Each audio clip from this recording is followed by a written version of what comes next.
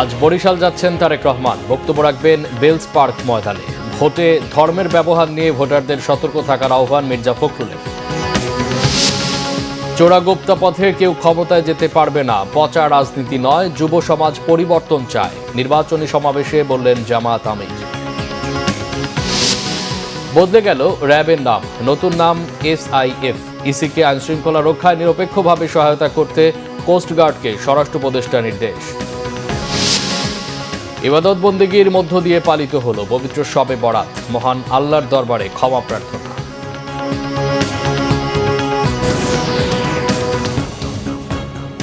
দেখছিলেন crown cement সংবাদ শিরোনাম, এবার বিস্তারিত সংবাদ। 2 দশক পর আজ বরিশাল যাচ্ছেন বিএনপির চেয়ারম্যান তারেক রহমান। তার সফরকে কেন্দ্র করে নেওয়া হয়েছে ব্যাপক প্রস্তুতি। বেশ উচ্ছ্বসিত দলটির নেতাকর্মী ও সাধারণ মানুষ। এই অঞ্চলের উন্নয়নের প্রতিশ্রুতির জন্য অধীর অপেক্ষায় বরিশালবাসী। দুপুরে বেলস পার্ক ময়দানে জনসভায় বক্তব্য রাখবেন তিনি। বরিশাল থেকে হেলিকপ্টারে করে ফরিদপুর গিয়ে অংশ নেবেন সেখানকার জনসভায়। বিস্তারিত জানাচ্ছেন বরিশাল প্রতিনিধি শাহিন হাসান। দফায় দফায় প্রস্তুতি সভা। বিএনপি চেয়ারম্যান তারেক রহমানের বরিশাল সফরকে কেন্দ্র করে উজ্জীবিত নতুন প্রজন্ম, তাকে ঘিরে নানা আকাঙ্ক্ষা তাদের। বরিশালে কেউ উন্নয়নের কিছু করে না। আপনি ধরেন বলা থেকে গ্যাস আসলে অনেক কর্মসংস্থান হইতে, এগুলো তো হইতেছে না। বেকার তো আছে, ব্রিজ দরকার, এরপর ওই ধরেন গ্যাসের সংকট, তারপর ওই নানান কিছুই আছে। সব জায়গায় ট্রেন লাইন আছে, আমাদের এই বরিশাল বিভাগে কোনো ট্রেন লাইন নাই। স্মার্ট বাংলাদেশ গড়তে তারেক রহমানের আইডিয়া শুধু নতুন প্রজন্মের নয়, বাংলার প্রত্যাশা পূরণ করবে আশা নেতাকর্মীদের। তিনি বরিশালবাসীর যে প্রাণের যে দাবিগুলো আছে, বরিশালের বিভিন্ন সংকট আছে, সেই সংকটগুলো তিনি নিরসনের প্রতিশ্রুতি দেবেন। ম্যাডাম খালেদা জিয়ারই প্রতিশ্রুতি যে বরিশালে সে ইপিজেট করবে। সারা বিশ্বের যা কিছু সুন্দর, জনগণের কল্যাণকর এবং একটা কল্যাণ রাষ্ট্র প্রতিষ্ঠার জন্য যা দরকার, এরকম একটা প্ল্যান উনি তৈরি করেছেন। এদিকে বরিশাল নিয়ে শহীদ রাষ্ট্রপতি জিয়াউর রহমানের সরকারের পরিকল্পনা আর বেগম জিয়ার অসমাপ্ত কাজ সম্পর্কে তারেক রহমানকে জানাতে চান স্থানীয় নেতারা। তারেক সাহেব রাজনীতিটাকেই ভিন্নভাবে করতেছেন, আপনারা দেখতেছেন না, স্টেজে ভিড় নেই এবং তিনি এমপিদের পরিচিতি করাই দিতেছেন এবং ডিসিপ্লিন মেনটেন করার ব্যাপারে এটা বিএনপির একটা মানে একটা চমৎকার একটা সিদ্ধান্ত। তারেক রহমানের জনসভায় আমরা অতীতের যে কোনো সময়ের চাইতে বেশি জনসমাগম সমাবেশ করার জন্য আমরা সর্বাত্মক উদ্যোগ ইনশাআল্লাহ গ্রহণ করব। বিএনপি চেয়ারপারসন তারেক রহমানের এই সফরে অবহেলিত বরিশালের উন্নয়নের রূপরেখা ফুটে উঠবে বলে প্রত্যাশা সাধারণ মানুষের। শাহিন হাসান, বাংলা ভিশন, বরিশাল। এবারের নির্বাচন অনেক কষ্টের অর্জন বলে মন্তব্য করেছেন বিএনপির মহাসচিব মির্জা ফখরুল ইসলাম আলমগীর। মঙ্গলবার ঠাকুরগাঁও পৌর কমিটি সেন্টারে নির্বাচনী জনসভায় তিনি কথা বলেন। ফখরুল ইসলাম আলমগীর বলেন, ভোট একটা আমানত, তাই আমানতের খেয়ানত করা যাবে না। কারো দ্বারা প্রভাবিত হয়ে নয়, বরং নিজের বিবেচনা মতো ভোট দেওয়ার আহ্বান জানান তিনি। একটি দল ধর্মকে ব্যবহার করে ভোট চাচ্ছে, এতে ভোটারদের বিভ্রান্ত না হওয়ার পরামর্শ এবং সরকার গঠন করতে সবার কাছে ভোট চান বিএনপির মহাসচিব। ভোটটা দেবেন নিজের বিবেচনায়, সঠিকভাবে ভোট, কারণ বিভিন্ন ভোটের সময় মানুষ বিভিন্নভাবে মানুষের বিভ্রান্ত করে। ভোট আমরা দিই, এই ভোটকে কিন্তু বলা হয় পবিত্র আমানত, আমরা বলি আমানত। এটাকে আমাদের ধরনের ভাষায় বলে খেয়ানত করা উচিত না, অর্থাৎ এটা নষ্ট করা উচিত। আমরা সেই ব্যক্তিকে ভোটটা দেব যে ব্যক্তি সঠিকভাবে সেই ভোটের মর্যাদা রক্ষা করবে। বিএনপির নির্বাচন পরিচালনা কমিটির মুখপাত্র ও দলের চেয়ারম্যানের উপদেষ্টা মাহদি আমিন বলেছেন, দেশের স্বাধীনতার ইতিহাস নিয়ে মিথ্যাচার করছেন জামাতে ইসলামীর আমির ডাক্তার শফিকুর রহমান। গতকাল রাজধানীর গুলশানে বিএনপি নির্বাচন পরিচালনা কমিটির সংবাদ সম্মেলনে তিনি আরও বলেন, জামাতের আমিরের বক্তব্যে স্তম্ভিত বিএনপি। আমরা সবাই জানি যে শহীদ প্রেসিডেন্ট জিয়াউর রহমান বাংলাদেশের স্বাধীনতার ঘোষক ছিলেন। সবার আগে তিনি উইল বলে ছিলেন অন্যান্য সেনানীদেরকে সাথে নিয়ে। সুতরাং ইতিহাসে যেটি অনিবার্য সত্য, সেটিকে সবার ধারণ করা উচিত। বিশেষভাবে যে রাজনৈতিক দল মহান স্বাধীনতা যুদ্ধে ভিন্ন অবস্থান ছিল, বাংলাদেশের স্বাধীনতার বিপক্ষে অবস্থান নিয়েছিল এবং যে দলের অনেক শহীদের রক্ত এবং আমাদের মা বোনদের সম্ভ্রমহানির সাথে জড়িত ছিলেন, সেই দলের যিনি নেতা, তিনি যদি নিজেই ইতিহাস বিকৃতিতে কোনো বয়ান তৈরি করতে চান, দেশের মানুষ তাতে স্বাভাবিকভাবে স্তব্ধ। আমরা মর্মাহত। চোরাগোপ্তা পথে কেউ ক্ষমতায় যেতে পারবে না, পচা রাজনীতি নয়, 24-এর যুব সমাজ পরিবর্তন চায়। কিশোরগঞ্জের জনসভায় কথা বলেছেন জামাত ইসলামীর আমির ডাক্তার শফিকুর রহমান। মঙ্গলবার কিশোরগঞ্জের কটিয়াদি সরকারি কলেজ মাঠে জেলা জামাতে নির্বাচনী জনসভায় তিনি এসব কথা বলেন। আমির বলেন, আগামীর বাংলাদেশ হবে একটি মামলাবাজ মুক্ত, চাঁদাবাজ মুক্ত, শোষণ মুক্ত, পারিবারিক দাপট ও জমিদারি মুক্ত বাংলাদেশ। ডাক্তার শফিকুর রহমান কথা দেন, ক্ষমতায় গেলে ইনসাফের ভিত্তিতে সমস্ত শক্তি দিয়ে মানুষের আস্থার প্রতিদান দেবেন। জনসভায় কিশোরগঞ্জ জেলা জামাতের আমির অধ্যাপক মোহাম্মদ রমজান আলীর সভাপতিত্বে 11 দলীয় জোটের নেতারা বক্তব্য রাখেন। আমরা আমাদের প্রিয় জাতিকে আর ভাগ টুকরা টুকরা করতে কাউকে সুযোগ দেব না। অতীতের কাসন্দি শেষ, ওগুলা জনগণ এখন শুনতে চায় না। ওগুলা শুনিয়ে শুনিয়ে জনগণকে ঘুম পাড়িয়ে রেখে জনগণের কপাল কিসমতে যারা হাইজ্যাক করেছে, লুণ্ঠন করেছে, তাদের জায়গা বাংলাদেশে আর হবে না। 24-এর যুব সমাজ অতীতের পচা রাজনীতির অনুশীলন করার জন্য তারা বুক চিতিয়ে লড়াই করে নাই, তারা পরিবর্তন চেয়েছে। 13 তারিখ থেকে বাংলাদেশে সেই পরিবর্তনের সূচনা হবে ইনশাআল্লাহ। জামাত ইসলামীর আমির ডাক্তার শফিকুর রহমান বলেছেন, দেশে পরিবারতন্ত্র রাজনীতি ভেঙে দেওয়া হবে। মঙ্গলবার বিকেলে গাজীপুরের ঐতিহাসিক রাজবাড়ী মাঠে নির্বাচনী জনসভায় প্রধান অতিথির বক্তব্যে তিনি এসব কথা বলেন। জামাত আমির বলেন, দেশের থেকে টাকা চুরি করে বিদেশে পাচার করেছে, তাদের আল্লাহ নানাভাবে বেজ্জিত করেছেন। পাচার হওয়া টাকা ফিরিয়ে দেশের উন্নয়নের কাজে লাগানো হবে। তিনি বলেন, নারীদের সম্মানের সাথে কাজের পরিবেশ তৈরি করা হবে। জামাত আমির বলেন, দেশে পরিবারতন্ত্র রাজনীতি ভেঙে দেওয়া হবে। কারো হাতে বেকার ভাতা তুলে দিয়ে যুব সমাজকে অসম্মানিত করা হবে না, বরং প্রশিক্ষণের মাধ্যমে যুবকদের দক্ষ করে গড়ে তোলা হবে। একটি দল বাড়ি বাড়ি গিয়ে হুমকি দিয়ে আসছে, ভয়ের সন্ত্রাস তৈরি করছে, এমনকি ভোট কেন্দ্র দখলেরও পরিকল্পনা করছে বলে অভিযোগ করেছেন এনসিপির আহ্বায়ক নাহিদ ইসলাম। মঙ্গলবার ঢাকা 11 আসনের মধ্যবাড্ডা এলাকায় গণসংযোগের পরে সাংবাদিকদের কথা বলেন তিনি। একটি বিশেষ দলের কর্মীরা সারা দেশে এনসিপি নেতাকর্মীদের হেনস্থা করছে অভিযোগ করে নাহিদ বলেন, প্রশাসন একমুখী আচরণ করছে। তারা একাধিকবার নির্বাচন কমিশনের কাছে অভিযোগ করলেও প্রশাসন তাদের দায়িত্ব ঠিকভাবে পালন করছে না। এ সময় আসন্ন নির্বাচনে জনগণ ঠিকভাবে ভোট কেন্দ্রে যেতে পারবে কিনা তা নিয়েও সংশয় প্রকাশ করেছেন এনসিপির আহ্বায়ক। এদিকে দ্বৈত নাগরিকত্ব ও তথ্য গোপনের অভিযোগে ঢাকা 11 আসনে বিএনপি মনোনীত প্রার্থী ডক্টর এম এ কাইয়ুমের বিরুদ্ধে তার রিট খারিজ নিয়ে ক্ষোভ জানিয়েছেন নাহিদ। উচ্চ আদালতে আপিল করবেন বলেও জানান তিনি। প্রশাসন একদিকে ঝুঁকেই ছিল, এখন এটা প্রকাশ্যে আসতেছে। কারণ আপনি দেখবেন যে সারা দেশেই আমাদের যে আরেকটি প্রতিদ্বন্দ্বী যে দল আছে তাদের পক্ষ থেকে ব্যানার ছেড়া হচ্ছে, সমর্থকদেরকে হেনস্থা করা হচ্ছে, হামলা করা হচ্ছে, ভয়ভীতি দেখানো হচ্ছে।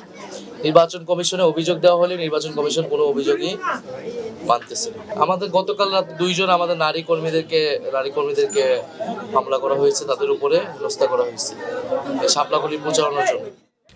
নির্বাচনী প্রচারণার 13তম দিনে গতকাল ভোটারদের দ্বারে দ্বারে ব্যস্ত সময় পার করেন ঢাকার বিভিন্ন আসনের বিএনপি মনোনীত প্রার্থীরা। ভোট চাইছেন, ধানের শীষের পক্ষে দিচ্ছেন নানান প্রতিশ্রুতিও। আরও জানাচ্ছেন ওমর ফারুক। রাজধানীর ধোলাইখালে নির্বাচনী প্রচারণায় অংশ নেন ঢাকা 6 আসনের বিএনপি মনোনীত প্রার্থী ইশরাক হোসেন। বলেন, আওয়ামী লীগ ও জামাত মুদ্রার এপিটোপিট, একটি ভারতমুখী অন্যটি পাকিস্তানমুখী দল। নিজ নির্বাচনী প্রচারণায় অংশ নিয়ে ঢাকা 8 আসনের প্রার্থী মির্জা আব্বাস বলেন, বরাবরই সন্ত্রাসী চাঁদাবাজদের বিরুদ্ধে অবস্থান তার। আমাদের সবাইকে অনুরোধ জানাবো, নির্বাচনের দিন নির্বাচন কেন্দ্র পাহারা দেবেন। অনেক কঠিন পথ অতিক্রম করে আজকের আমার এই অবস্থা। এই অবস্থা একদিনে হয় নাই। আপনারা আসতে চান আসেন, তবে একটা কথা বলে দিয়ে যাবো, এই সমস্ত ছেলেমেয়েদের প্রতি দয়া করে একজন মানুষের বিরুদ্ধে উচ্চারণা করে নেতা হওয়া যায় না। তারা ইতিহাসকে বিকৃত করার চেষ্টা করছে এবং এই বিষয়ে যার ব্যাপারে যার উদ্ধৃতি দেওয়া হয়েছে কর্নেল অলি আহমেদ, উনি নিজেও এটা সম্পূর্ণ অস্বীকার করেছেন এবং বলেছেন যে এটা অসত্য তথ্য। তো আমি জানি না আসলে তারা কী কারণে এই ধরনের বিতর্ক সৃষ্টি করছে। তারা আমি বলবো যে এটা আসলে বাংলাদেশের জনগণ এটা কোনোদিনও মেনে নেবে না এবং আগামী 12 তারিখেই তারা ব্যালটের মাধ্যমে তাদের জবাব পেয়ে যাবে। রাজধানীর কদমতলীতে নির্বাচনী প্রচারণায় অংশ নেন ঢাকা 4 আসনের প্রার্থী তানভীর আহমেদ রবিন। বলেন, বিএনপি কখনো ধর্মকে ক্ষমতার লোভে হাতিয়ার হিসেবে ব্যবহার করেনি। মানুষের অধিকার, মর্যাদা ও ন্যায়ের রাজনীতিতে বিশ্বাস করে বিএনপি। বিএনপি শুধু স্বপ্নে বিভোর থাকে না, বিএনপি দেশের মানুষকে নিয়ে স্বপ্ন দেখে, সেই স্বপ্ন পরিকল্পনায় নিয়ে আসে এবং সেই পরিকল্পনা বাস্তবায়নের মাধ্যমে বাংলাদেশের মানুষ, বাংলাদেশের মাটি, বাংলাদেশের স্বাধীনতা সার্বভৌমত্ব রক্ষার ক্ষেত্রে ভূমিকা রাখে। বাড্ডা থানাধীন সাদারকুলে নির্বাচনী গণসংযোগে অংশ নেন ঢাকা 11 আসনের বিএনপি প্রার্থী ডক্টর এম এ কাইয়ুম। তিনি বলেন, ভোট ছাড়া সংসদে যাওয়া দিন শেষ, জনগণের রায়ই একমাত্র পথ। এটা সে ভুল করেছে, বুঝতে পারবে পরে। এগুলি মিথ্যা জিনিস নিয়ে দৌড়াদৌড়ি করে লাভ নাই। ভোট মানুষের কাছে মূল্যবান, ভোট মানুষ অনেকদিন পর ভোট দিতে সুযোগ পেয়েছে, সুতরাং তাদের কাছে আসতে হবে। কোর্ট কাচারি ওইসব জায়গায় দৌড়াতে লাভ না, এগুলি একটা মিথ্যাচার। উত্তরায় গণসংযোগে অংশ নেন ঢাকা 18 আসনের প্রার্থী S M Jahangir. Omar Faruk, Bangla vision, Dhaka. Cox's Bazar 1 আসনের ধানের শীষ প্রার্থী সালাউদ্দিন আহমদ বলেছেন, আগামীতে কোনোদিন হয়তো এমনও শুনতে হতে পারে যে জামাতে ইসলাম এদেশের স্বাধীনতার পক্ষে যুদ্ধ করেছিল। মঙ্গলবার চকরিয়ার কোনাখালী ইউনিয়নের জঙ্গলকাটায় নির্বাচনী পথসভায় তিনি এসব কথা বলেন। অভিযোগ করেন, চট্টগ্রামের জনসভায় জামাত আমির যে বক্তব্য দিয়েছেন সেখানে স্বাধীনতার ঘোষণা নিয়ে বিভ্রান্তিকর ও অসত্য তথ্য উপস্থাপন করেছেন তিনি। আজকে নতুন করে মুক্তিযুদ্ধের ইতিহাস বলা শুরু হয়েছে। একটি দল বাংলাদেশ জামাত ইসলামী, যারা স্বাধীনতার বিরোধিতা করেছিল এই দেশের, তারা এখন মুক্তিযুদ্ধের ইতিহাস বর্ণনা করা শুরু করেছে।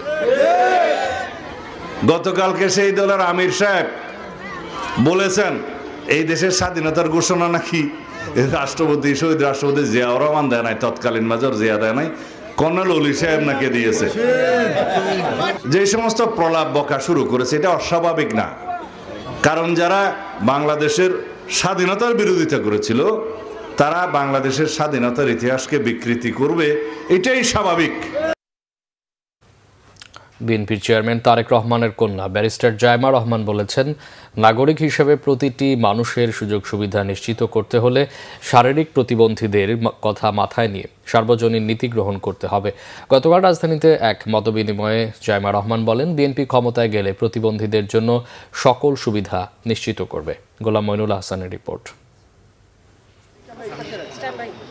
একসাথে সমৃদ্ধি একটি অন্তর্ভুক্ত বাংলাদেশ শিরোনামে মঙ্গলবার রাজধানী গুলশান সোসাইটি পার্কে শারীরিক প্রতিবন্ধীদের সাথে মতবিনিময় করেন ব্যারিস্টার জাইমা রহমান। প্রতিবন্ধী মানুষের সমস্যা সংগ্রামের কথা জানতে চান তিনি।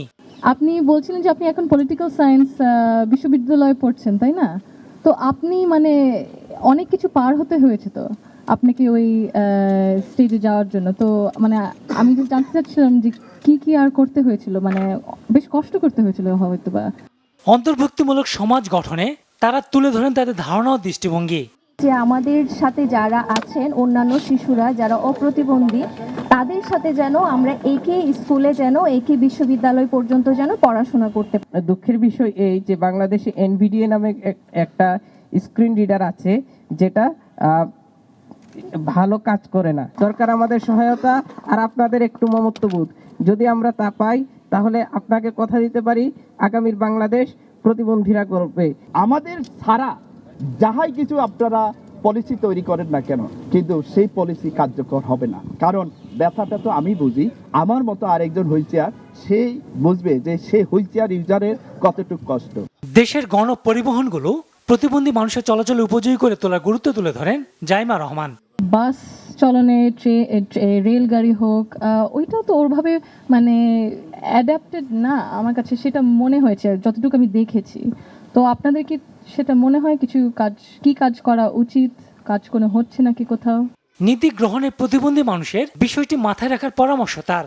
দেশ গড়ে তোলার প্ল্যানে আপনারাই তো বুঝবেন আপনাদের মতো মানুষদের প্রতিবন্ধীদের, আপনার ভাই বোন প্রতিবন্ধীদের কীভাবে ইউনিভার্সাল ডিজাইনটা করতে। আপনি যে বললেন শুধু প্রতিবন্ধীদের জন্য সহজ সুবিধা করা না, সবার জন্য, হুইল চেয়ার অ্যাক্সেসের জন্য, প্র্যামের জন্য, সাধারণ প্র্যামের জন্য, যদি কোনো বয়স্ক কেউ থাকে, অনেক কিছু দিক দিয়ে।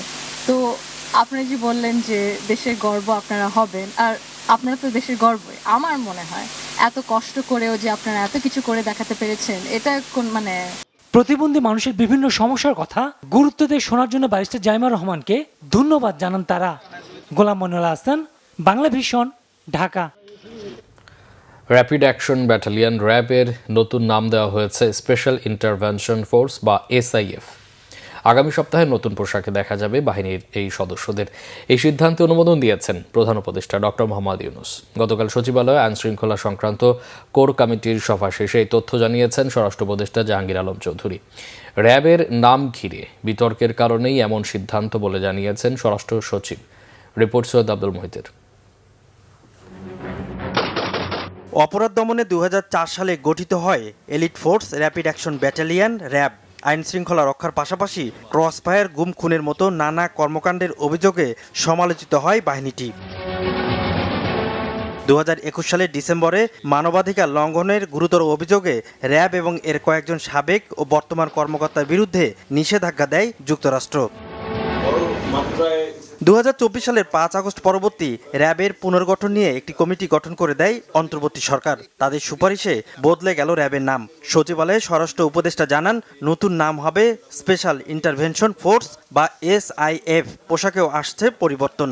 র্যাবের যে নতুন নাম, আজকে থেকে এটা নতুন নাম করা হচ্ছে স্পেশাল ইন্টারভেনশন ফোর্স SIF। এটা সুপারিশ করেছে এবং মাননীয় প্রধান উপদেষ্টা এটা অনুমোদন দিয়েছে। পোশাকগুলি বানানো শুরু হয়েছে, হয়তো এই নেক্সট সপ্তাহে আপনি দেখবেন যে ডিজি হয়তো ওই পোশাকও গায়ে দেওয়া হয়েছে। স্বরাষ্ট্র উপদেষ্টা জানান, অনেকের আশা ছিল তাই র্যাবের নাম পরিবর্তন করা হয়েছে। অনেকের আশা ছিল এই জন্য এটা পরিবর্তন, এটা আমরা ইচ্ছা, এটা নাম মানুষে ওই নামটাকে খারাপ মনে করতো। উপদেষ্টা দাবি করেন, পুলিশের মনোবল, কর্মদক্ষতা অনেক বেড়ে গেছে, সুতরাং জাতীয় নির্বাচনে কোনো অসুবিধা হবে না। 5 আগস্ট থেকে 8 আগস্ট এই 3 দিন, এবং এই 8 আগস্টের পরে পুলিশের যে পরিস্থিতি ছিল, এখন কি সেই পুলিশের পরিস্থিতি ওই অবস্থা আছে? এটা একটা উত্তর দেন আগে আপনি। এখন বলেন ওই অবস্থা আছে? এখন পুলিশের মনোবল অনেক বেড়ে গেছে, তাদের কর্মক্ষমতা অনেক বেড়ে গেছে। এই জন্য ইলেকশনে কোনো ধরনের কোনো অসুবিধা হবে না, কোনো ধরনের কোনো অসুবিধা হবে না। আর এই যে ধরেন যে অগাস্টের যে পরিস্থিতি হয়েছিল, এই পরিস্থিতি অন্য কোনো ইলেকশনের আগে কোনো সময় হয়েছিল? মব কালচারটা তো এই সময় শুরু হয়েছে, এটা তো বলতেছি না, বাট ইলেকশনে ইসের হওয়ার পরে এই জন্য তো মব কালচারের জন্য থেকে ওইটা থেকে বের হয়ে আসতে তো আমাকে অনেক সময় লাগছে। ইলেকশন আল্লাহ দিলে খুব ভালোভাবে ইলেকশন হবে, এই ক্ষেত্রে আপনাদের কারো কোনো সন্দেহ থাকার দরকার নেই। ইলেকশনটা খুব উৎসব মুখর হবে এবং শান্তিপূর্ণভাবে ইলেকশন হবে, এবং ইলেকশনটা একেবারে ফ্রি ফেয়ার হবে। ব্রিফিংয়ে লুট হওয়া অস্ত্র উদ্ধারের তথ্য তুলে ধরেন সশস্ত্র বাহিনীর ঊর্ধ্বতন কর্মকর্তারা। সৈয়দ আব্দুল মুহিত, বাংলা ভিশন, ঢাকা। নির্বাচনকে অবাধ, সুষ্ঠু, নিরপেক্ষ, শান্তিপূর্ণ ও উৎসব মুখর করতে দেশজুড়ে নিরাপত্তা ব্যবস্থা জোরদার করা হয়েছে বলে দাবি করেছেন স্বরাষ্ট্র উপদেষ্টা মোহাম্মদ জাহাঙ্গীর আলম চৌধুরী। নির্বাচনকে কেন্দ্র করে সহিংসতার ঘটনা ঘটলেও অতীতের তুলনায় এবারে নির্বাচন সুষ্ঠু হবে বলেও জানান তিনি। মঙ্গলবার সকালে কোস্টগার্ড সদর দপ্তরে 4 ক্যাটাগরিতে বাহিনীর 40 সদস্যকে পদক প্রদান অনুষ্ঠানে যোগ দিয়ে তিনি জানান, অস্ত্র উদ্ধার কার্যক্রম চলমান আছে। আইন শৃঙ্খলা রক্ষায় নির্বাচন কমিশনকে নিরপেক্ষভাবে সহায়তা করতে কোস্টগার্ড সদস্যদের কড়া নির্দেশ দেন স্বরাষ্ট্র উপদেষ্টা। একটি অবাধ, সুষ্ঠু, শান্তিপূর্ণ এবং নিরপেক্ষ এবং উৎসবমুখর নির্বাচন অনুষ্ঠানের লক্ষ্যে বাংলাদেশ কোস্টগার্ড প্রায় 3,585 জন সদস্য সহ প্রায় 9 লক্ষ আইন শৃঙ্খলা বাহিনীর সদস্য নিয়োজিত করা হয়েছে। জাতীয় নির্বাচন আপনাদেরকে সম্পূর্ণভাবে নিরপেক্ষতার সাথে দায়িত্ব পালন করতে হবে। ব্যক্তি, দল কিংবা রাজনৈতিক কোনো এজেন্ডা বাস্তবায়নে কেউ জড়িত হবেন না। ইবাদত বন্দেগীর মধ্য দিয়ে পালিত হলো মহিমান্বিত সৌভাগ্যের রজনী শবে বরাত। মসজিদে মসজিদে ছিল মুসল্লিদের ভিড়। মহান আল্লাহর দরবারে ক্ষমা প্রার্থনার পাশাপাশি পরম করুণাময়ের রহমত চেয়ে দোয়া করেন তারা। আরেফিন শাওনের রিপোর্ট। ফার্সি শব অর্থ রাত আর বরাত অর্থ সৌভাগ্য। হিজরি বর্ষের শাবান মাসের 15 তারিখ দিবাগত রাতটি মুসলমানদের কাছে সৌভাগ্যের রাত হিসেবে পরিচিত। মহিমান্বিত এই রাত ইবাদত বন্দগিতে পার করেন ধর্মপ্রাণ মুসল্লিরা। মহান আল্লাহর দরবারে ক্ষমা প্রার্থনার পাশাপাশি পরম করুণাময়ের রহমত চেয়ে দোয়া করেন তারা। জাতীয় মসজিদ বাইতুল মোকাররমে সন্ধ্যার পর থেকেই মুসল্লিদের ভিড়। সৃষ্টিকর্তার নৈকট্য ও ক্ষমালাভই উদ্দেশ্য তাদের। গুনাহগাতা আল্লাহ তাআলা যেন আমাদেরকে মাফ করে দেয়, এই জন্য আল্লাহর কাছে আমরা রুনাজানা করব, কান্দাকাটি করব, আল্লাহর কাছে আমরা তৌফিক চাবো।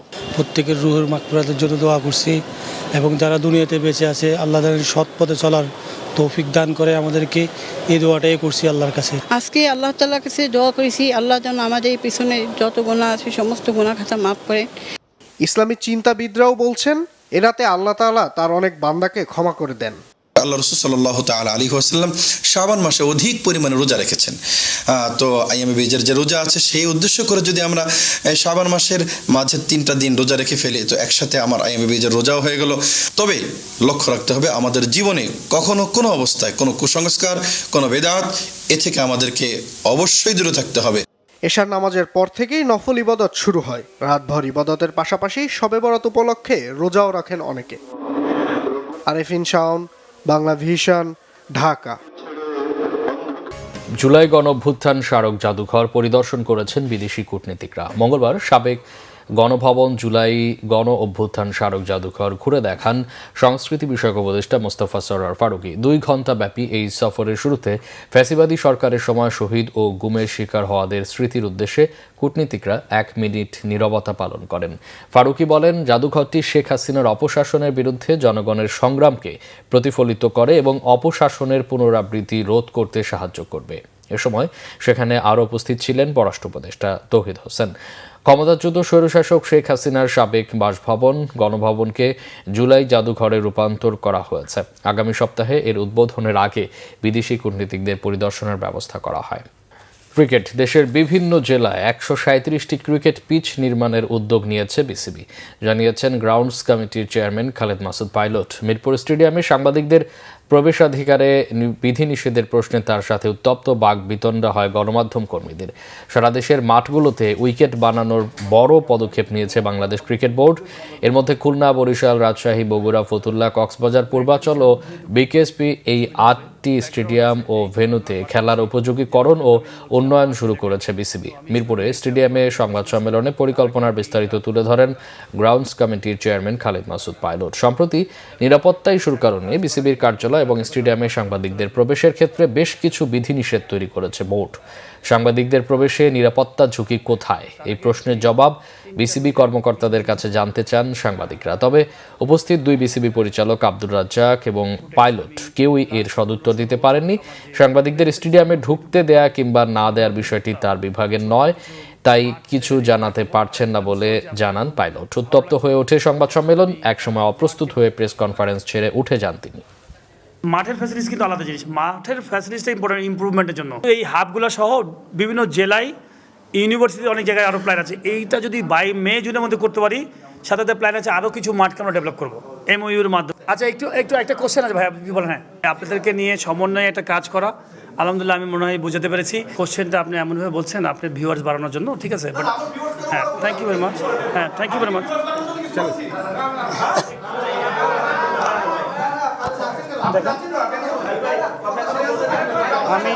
আমি আপনার অনেস্টলি বলি, আমি পার্সোনালি নট পরিচালক হিসেবে আপনার কোশ্চেন করাটা আমার পছন্দ হয় না বলে আমি চলে যাচ্ছি।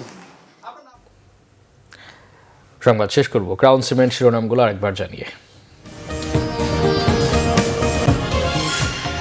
আজ বরিশাল যাচ্ছেন তারেক রহমান। বক্তব্য রাখবেন বেলস পার্ক ময়দানে। ভোটে ধর্মের ব্যবহার নিয়ে ভোটারদের সতর্ক থাকার আহ্বান মির্জা ফখরুলের। চোরাগোপ্তা পথে কেউ ক্ষমতায় যেতে পারবে না, পচা রাজনীতি নয়, যুব সমাজ পরিবর্তন চায়, নির্বাচনী সমাবেশে বললেন জামাত আমির। বদলে গেল র্যাবের নাম, নতুন নাম SIF। ইসিকে আইনশৃঙ্খলা রক্ষায় নিরপেক্ষভাবে সহায়তা করতে কোস্টগার্ডকে স্বরাষ্ট্র উপদেষ্টার নির্দেশ। ইবাদত বন্দেগীর মধ্য দিয়ে পালিত হলো পবিত্র শবে বরাত। মহান আল্লাহর দরবারে ক্ষমা প্রার্থনা।